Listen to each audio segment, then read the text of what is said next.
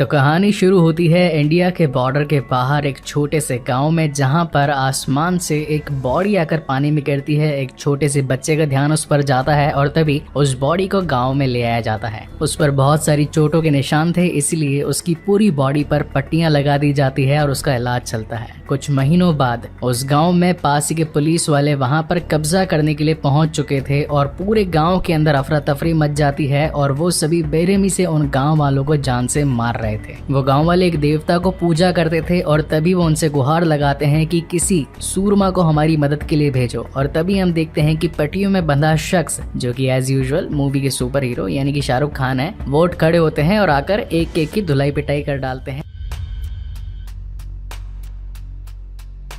हर किसी की जान बचा लेते हैं। सच कहूं तो फाइटिंग वाकई में अच्छी थी, सीजीआई भी बहुत ही बेहतरीन थे और फाइनली कंक्लूजन ये निकलता है कि मारपीट तो दिया, मगर उस शख्स को ये नहीं पता कि आखिर मैं हूँ कौन। तब उसी गांव में से छोटा लड़का आकर कहता है कि मैं बड़ा होने के बाद ये पता जरूर लगाऊंगा कि आखिर आप हो कौन। और यहाँ से कहानी आगे जाती है 30 साल आगे। एक मेट्रो ट्रेन में एक फैमिली बैठी थी और तभी आपस में कुछ लड़कियां एक दूसरे से बातचीत करती है और कहती है कि अब वक्त आ चुका है। और तभी हम देखते हैं कि टनल में जाने के बाद में ट्रेन वहीं रुक जाती है और यहाँ जो लड़कियां आपस में बातचीत कर रही थी, हम व्यूअर्स को ये पता चलता है कि उन्होंने ही ये ट्रेन हाईजैक करी है। फिर ग्रैंड एंट्री होती है शाहरुख खान की, जो कि कंट्रोल रूम में फोन लगवा कर ही कहता है कि पूरी ट्रेन मैंने हाईजैक करवा ली है, अगर इस ट्रेन में मौजूद 600 लोगों की जान बचानी है तो मेरी बातें माननी होगी। अब एक नेगोशिएटर को बुलाया जाता है और उनका नाम होता है नर्मदा। हालांकि ट्रेन में एक पुलिस ऑफिसर भी मौजूद होता है जो कि इन सभी की जान बचाने की कोशिश करता है, मगर टगलू महाराज के आगे टिक नहीं पाता। नर्मदा के फोन उठाने पर शाहरुख का कहना था कि मुझे